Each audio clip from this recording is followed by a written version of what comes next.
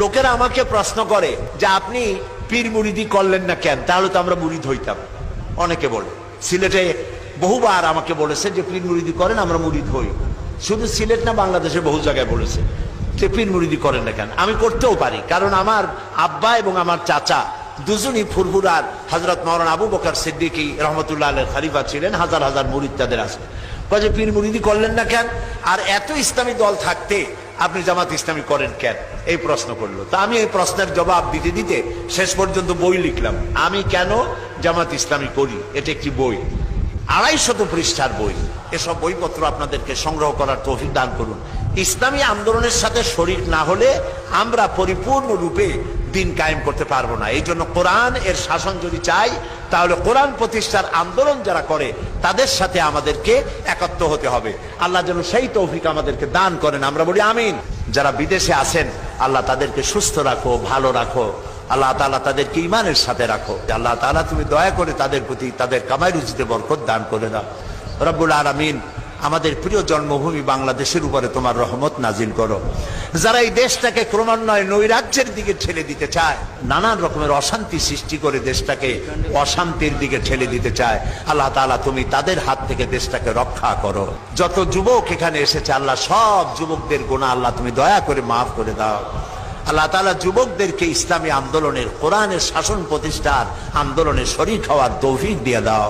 বলতেছিলাম যে আমরা হচ্ছে এমন এক নবীর উম্মত যে তিনি এমন শক্তিশালী ছিলেন, তার দোয়া আল্লাহ তাআলা কবুল করেন।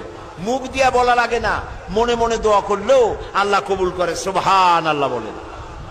প্রিয় ভাই সব, নবীজি মক্কা থেকে মদিনা শরীফ চলে গিয়েছিলেন, নামাজ পড়তেছিলেন বাইতুল মুকাদ্দাসের দিকে ফিরে, কিন্তু মন বলতেছিল যদি আল্লাহ তাআলা আমাকে মক্কার দিকে ফিরে নামাজ পড়তে বলতেন তাহলে বড্ড খুশি হতাম। এজন্য তিনি হাত তোলেন না, এজন্য তিনি মুখ দিয়া বলেন না, মনে মনে চিন্তা করেন জিবরাইল যদি আসতো। একদিন তিনি জোহরের নামাজ পড়ছেন, 2 রাকাত পড়া হয়ে গেছে, তাশাহুদ পড়তেছিলেন, এমন সময় জিবরাইল নাজিল হয়ে গেল। আল্লাহ তাআলা ওহী নাজিল করলেন, কাদ নারা তাকাল্লুবা ওয়াজহিকা ফিস সামা। নবী হে, আমি লক্ষ্য করেছি আপনি বারবার আমার আকাশের দিকে তাকাচ্ছেন। আপনার মনের ইচ্ছা আপনি কাবার দিকে, মক্কার দিকে ফিরে নামাজ পড়বেন। আপনার এরাদা পুরা হয়ে গেছে, নামাজের বাকি অংশ মক্কার দিকে ফিরে আদায় করুন। সুবহানাল্লাহ। দেখছেন অবস্থা? মুখ দিয়া বলা লাগে না, মনে এরাদা করতে দেরি, দোয়া কবুল হতে দেরি নাই। হাদিস শরীফ এসেছে, রাসূলের কাছে হযরতে আবু হুরায়রা রাদিয়াল্লাহু তাআলা আনহু, তিনি রাতের বেলায় এসে কাঁদতেছিলেন রাসূলের সামনে। রাসূল প্রশ্ন করলেন, আবু হুরায়রা এত রাতে তুমি কাঁদো কেন? তিনি বললেন, আমার মা আমাকে মেরেছে। তো মা তোমাকে মারলো কেন? তুমি কি কোনো বেয়াদবি করছো? না, বেয়াদবি করি নাই। তো মারলো কেন? হযরত আবু হুরায়রা বলেন, ইয়া রাসূলুল্লাহ, আপনার দরবার থেকে ফিরতে বাড়িতে দেরি হয়েছিল। আমার মা আমাকে জিজ্ঞেস করলো, এত রাত কোথায় ছিলি? আমি আপনার নাম বললাম। আমার মা কাফের, মুশরিকা, মুসলমান হয় নাই। আপনার নাম শুনে আমার মায়ের গায়ে আগুন জ্বলে গেল। আমার মা আমাকে মারা শুরু করে দিল আর বলল, হয় আমার বাড়ি ছাড়বি, আর না হয় মুহাম্মদ সাল্লাল্লাহু আলাইহি সাল্লামের বাড়ি ছাড়বি। আমি বললাম, মা, তোমার হাতে যত শক্তি আছে সব শক্তি দিয়া তুমি আমারে পিটাও, মারো, আমি তোমার বাড়ি ছাড়তে পারি, কিন্তু আল্লাহর নবী মুহাম্মদুর রাসূলুল্লাহর কদম মোবারক ছাড়তে পারি না। আমার মা আমাকে গলায় ধাক্কা দিয়ে বের করে দিল। রাসূলুল্লাহ বললেন, তোমার মা তোমারে মারছে, তাই তুমি আমার কাছে নালিশ করছো? কয় যে নালিশ না হুজুর। কি? হযরত আবু হুরায়রা বললেন, হুজুর আমি জানি আল্লাহ রাসূল যদি আল্লাহর কাছে হাত উঠায় আল্লাহ দোয়া কবুল করেন। আপনি শুধু একটু দোয়া করেন আল্লাহ যেন আমার মায়ের হেদায়েত করে দেয়। নবীজি হাত তুললেন, নবীজি বললেন, আল্লাহুম্মা ইহদি উম্মা আবি হুরায়রা, আয় আল্লাহ আবু হুরায়রার মাকে তুমি হেদায়েত নসিব করো। এই দোয়া তিনি করতেছিলেন। হযরতে আবু হুরায়রা রাসূলকে দোয়া করতে দেখে দৌড় দিলেন। দৌড়াতে দৌড়াতে তিনি যাচ্ছেন, পিছন থেকে কয়েকজন সাহাবী তার জামা টেনে ধরেছেন, বলে দৌড়াও কেন? হযরত আবু হুরায়রা বলেন, আমার জামা ছেড়ে দাও, আমাকে দৌড়াতে দাও, আমি দৌড়াইয়া বাড়ি যেয়ে দেখতে চাই। আমি আগে দৌড়াইয়া বাড়ি গেলাম, না আমি দৌড়ে যাওয়ার আগে রাসূলুল্লাহর দোয়া আমার বাড়ি গেছে সেটা আমি দেখতে চাই। হযরত আবু হুরায়রা ঘরের কাছে গিয়ে দরজায় গিয়ে নক করেছেন। ভিতর থেকে আওয়াজ এলো, কে? তিনি বললেন, মা, আমি তোমার ছেলে কলিজার টুকরা আবু হুরায়রা ফিরে এসেছি। মা বললেন, বাবু, আব্বু, অপেক্ষা করো, আমি তোমার জন্য দরজা খুলতেছি। হযরত আবু হুরায়রা বলেন, আমার মায়ের গলার আওয়াজের ভিতরে কুফরি আর শিরকিয়াতের কর্কশতা পেলাম না। মায়ের গলার আওয়াজ শুনে আমার কাছে মনে হলো আমি বাড়ি আসার অনেক আগে আল্লাহর নবীর দোয়া আল্লাহর আরশে পৌঁছে গেছে। মা চলে এলেন। বুড়ি মা, তার মাথার চুলগুলি সাদা, গোসল করে এসেছেন, মাথা থেকে পানি টপ টপ করে পড়তেছে। মা আমারে বলল, বাবা, আমি তোমাকে মারার পর খুব দুশ্চিন্তায় পড়েছিলাম, কেন মারলাম আমার এই ছেলেটারে? আহারে, মারলাম কেন? সে তো কোনো খারাপ জায়গায় যায় নাই। মুহাম্মদ সাল্লাল্লাহু আলাইহি ওয়াসাল্লামের মতো ভালো মানুষ তো জীবনে নামও শুনি নাই, তার কাছে গেছে মারলাম কেন? আমি খুব ভুল করছি, আমি গোসল করেছি, তুমি আমাকে নিয়ে চলো রাসূলুল্লাহর দরবারে।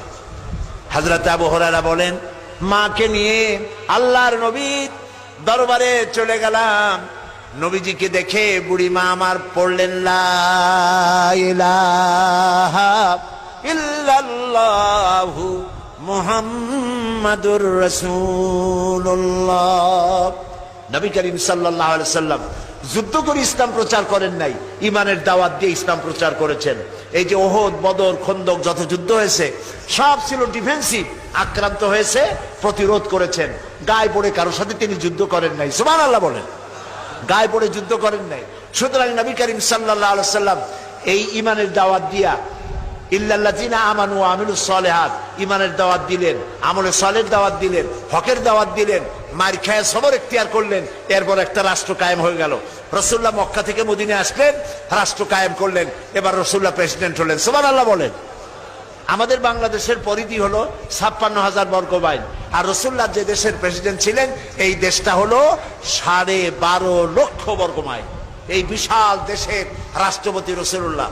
এখন তিনি সংবিধান দিলেন কোরআন দিয়া। কি দিয়ে সংবিধান দিলেন বলে? এটার নাম কনস্টিটিউশন, এটা সংবিধান। চুরি বন্ধ হয়ে গেছে, ডাকাতি বন্ধ হয়েছে, জিনা বন্ধ হয়েছে, হত্যা বন্ধ হয়েছে, ধর্ষণ বন্ধ হয়েছে, মানুষের ঘরে খাবার পৌঁছে গেছে, এখন আর কেউ না খাইয়া থাকে না। সুবহানাল্লাহ বলেন। আরে ভাই, সুবহানাল্লাহ বলতে ইচ্ছে করে না? খাওয়া পড়া, শিক্ষা, চিকিৎসা, বাসস্থানের গ্যারান্টি দিচ্ছেন রাসূলুল্লাহ। হযরত আয়েশা বলেন, রাসূলের স্ত্রীদের ঘরে মাসের পর মাস চলে গেছে, ঘরে খাবার নাই, চুলায় আগুন জ্বলে নাই, কিন্তু মানুষের ঘরে ঘরে খাবার পৌঁছে গেছে, খাবারের অভাব কারো হয় নাই। বৃদ্ধরা ভাতা পেয়েছেন, বয়স্করা ভাতা পেয়েছেন, শিশুরা দুধের পয়সা পেয়েছে, মা পয়সা পেয়েছেন, ঘরের দরজা খুলে সুযোগ পেয়ে গেছে লোকেরা ঘুমাবার। আল্লাহ তাআলা বলছেন, ইসলামের যখন বিজয় আসবে, ইযা জা নাসরুল্লাহি ওয়াল ফাতহু ওয়া রাআইতান নাসা ইয়াদখুলুনা ফি দীনিল্লাহি আফওয়াজা, যখন দেখতে পাবে ইসলামের বিজয় এসেছে, তখন চতুর্দিক থেকে লোকেরা দলে দলে ইসলামে গ্রহণ করবে, ইসলামে প্রবেশ করবে। তাই হলো, চতুর্দিক থেকে মুসলমানরা আসতে লাগলো। রাসূলুল্লাহর ইন্তেকালের আগ মুহূর্তে দেখা গেল পুরা জাজিরাতুল আরবের মধ্যে আর কাফের ছিল না, সব পড়েছে। পড়েন আমার সাথে, লা ইলাহা ইল্লাল্লাহু মুহাম্মাদুর রাসূলুল্লাহ। তখন যারা ক্ষমতায় ছিলেন, ক্ষমতায় থেকে রাষ্ট্রের মাল তারা পেট ভরতেন না। এখন তো দেখা যায় দেশে দেশে যারা ক্ষমতায় যায় আখের গুছায়। যেমন দেখেন, এই যে টিআরের গম আসে, কাবিখার গম আসে, অবকাঠামো নির্মাণের জন্য টাকা আসে, সবগুলি টাকা যদি রাস্তায় খরচ করা হইতো, বিল্ডিং এ খরচ করা হইতো, পুল কালভার্টে খরচ করা হইতো, তাহলে স্বাধীনতার পর এই 32 বছরে বাংলাদেশে এমন কোন একটা রাস্তা থাকতো না যে রাস্তায় নতুন করে একটা ইট দেওয়া লাগে। এই কথা সত্য না মিথ্যা বলেন? এটা মিথ্যা না সত্য বলেন? তাহলে আজ দেখা যাচ্ছে মানুষের চরিত্র নাই, ওই ইমানের অভাব ঘটেছে। হযরত ওমর রাদিয়াল্লাহু তাআলা আনহু, মুসলিম জাহানের খলিফা, রাষ্ট্রপ্রধান, প্রেসিডেন্ট, তিনি বলছেন যে আমার ক্ষমতার সময় যদি ফোরাতের কূলে একটি কুকুর ছানাও যদি না খেয়ে মারা যায়, আমি ওমরকে আল্লাহর দরবারে কিয়ামতে আসামি হতে হবে। সুবহানাল্লাহ বলেন। হযরত ওমর রাতের বেলায় সবাই ঘুমাচ্ছেন, হযরত ওমরের ঘুম নাই। তিনি ঘুম থেকে জেগে রাত্রির বেলায় ঘুরে ঘুরে বেড়াচ্ছেন কে কি অবস্থায় আছে। ঘুরতে ঘুরতে দেখেন একটা তাঁবুর মধ্যেই আলো জ্বলতেছে আর কান্নার আওয়াজ। আস্তে করে কাছে গেছেন, যে দেখেন একটা মেয়ে লোক কি জন্য রান্না করতেছে আর বাচ্চাগুলি পাশে বসে কান্দে। তিনি ভিতরে ঢুকে বললেন, আচ্ছা মহিলা, তুমি এত রাত করে রান্না করতেছো কেন? এই বাচ্চাগুলি ক্ষুধায় কাঁদতেছে, যদি তুমি সন্ধ্যা রাত্রে রাঁধতে তাহলে তার অসুবিধা হতো না। মেয়ে লোকটি বলছে, পথিক আমি তো তোমারই চিনি না, তুমি তো আমার এইভাবে শাসন করতে পারো না।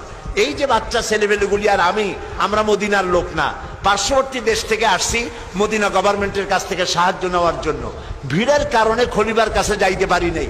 আমার ছেলেগুলি 2-3 দিন না খাওয়া, আর এই যে হাড়ি, ওর মধ্যে কোনো গোশত না, পানি আর পাথর দিয়ে নাড়াচাড়া করতেছি যাতে বাচ্চারা বোঝে যে গোশত রান্না করতেছি। বলেছি যে একটু অপেক্ষা করো, রান্না হইলে খাইতে পারবা। কিন্তু বাচ্চাগুলি এত ক্ষুধার্ত, কোন রকমেই তারা আমার কথা শুনতে চাচ্ছে না, কাঁদতেছে। হযরত ওমর বলেন, এটা শুনে আমার মনে হলো যে আমার পায়ের তলা থেকে মাটি খসে যাচ্ছে। হযরত ওমর বললেন, মা তুমি একটু অপেক্ষা করো, দেখি আমি তোমার কোন উপকার করতে পারি কিনা। হযরত ওমর দৌড় দিলেন। ইতিহাস বলছি, গল্প না। হযরত ওমর বাড়িতে চলে গেলেন।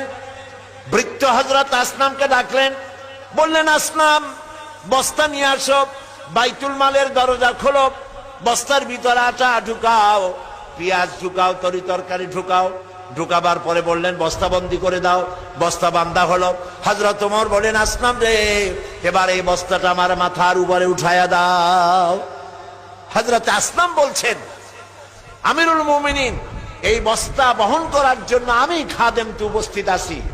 হযরত ওমর বললেন, না, আজকের বোঝা আমার মাথায় উঠাও, কারণ কিয়ামতে তোমাকে আসামি বানানো হবে না। যে দৃশ্য আমি দেখে এসেছি কিয়ামতের দিন, এর জন্য আল্লাহ আমাকে আসামি বানাবেন। আমার বোঝা আমার মাথায় উঠাও। আটার বস্তা মাথায় নিয়ে হযরত ওমর দৌড়তে লাগলেন। অর্ধেকটা পৃথিবীর প্রেসিডেন্ট হযরত ওমর আটার বস্তা মাথায় নিয়ে দৌড়াচ্ছেন। তাঁবুর কাছে গিয়ে বস্তা ফালালেন। বস্তা খুলে আটা বের করে বললেন, মা রুটি বানাও। নিজে তরকারি কুটলেন, রান্না হয়ে গেল। তিনি বললেন, বাচ্চাদের আমি খাওয়াই, তুমি তোমার মতো খাও। 2 বাচ্চা 2 উরুতে নিয়ে হযরত ওমর বাচ্চাদেরকে রুটি খাওয়াচ্ছেন। মহিলাটি লক্ষ্য করে দেখলেন যে হযরত ওমর রাদিয়াল্লাহু তাআলা আনহু বাচ্চাদের খাওয়াচ্ছেন আর তার চোখ দিয়ে পানি পড়তেছে, দাড়ি ভিজে ভিজে পড়ছে।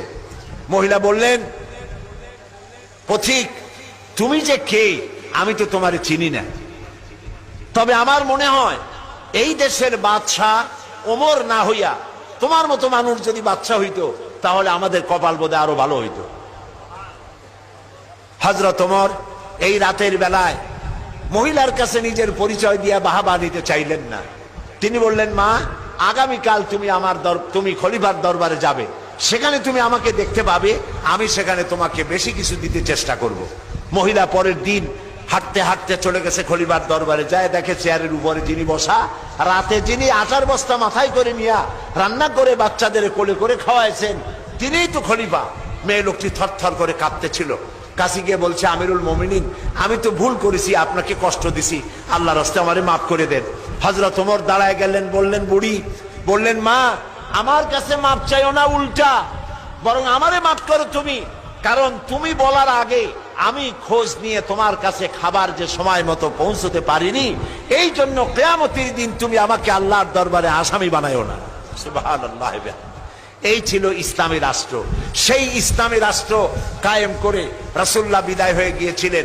চুরি, ডাকাতি, জেনা, ব্যভিচার, হত্যা, ধর্ষণ সব বন্ধ হয়ে গিয়ে সুন্দর এক পৃথিবী তৈরি করেছিলেন। সেই সমাজ, সেই ধরনের একটি সমাজ আমরা বাংলাদেশে কায়েম করতে পারি না, পারি না? বলেন পারি কিনা? এরকম একটি সমাজ কায়েম হোক বাংলাদেশে, যা কোরআন দিয়ে চলবে। বাংলাদেশে যে সংবিধান অ্যামেন্ডমেন্ট হচ্ছে সমানে, 13টা হয়ে গেছে, 14টা হবে আর কদিন পরে। আর মাত্র কদিন পরেই 14th সংশোধনী আসবে। এইভাবে সংশোধন হতে থাকবে, কিন্তু কোরআন শরীফের কোন সংশোধন করা বলেন লাগবে নাকি? লাগবে না। সুতরাং কোরআনের আইন দিয়ে দেশ পরিচালিত করার জন্য আমরা কি প্রস্তুত আছি? জোরে বলেন আছি? কোরআনের আইন দিয়ে যদি দেশ আমরা পরিচালিত করতে চাই, তাহলে আমাদের সকলকে আল্লাহর উপরে ঈমানকে মজবুত করতে হবে।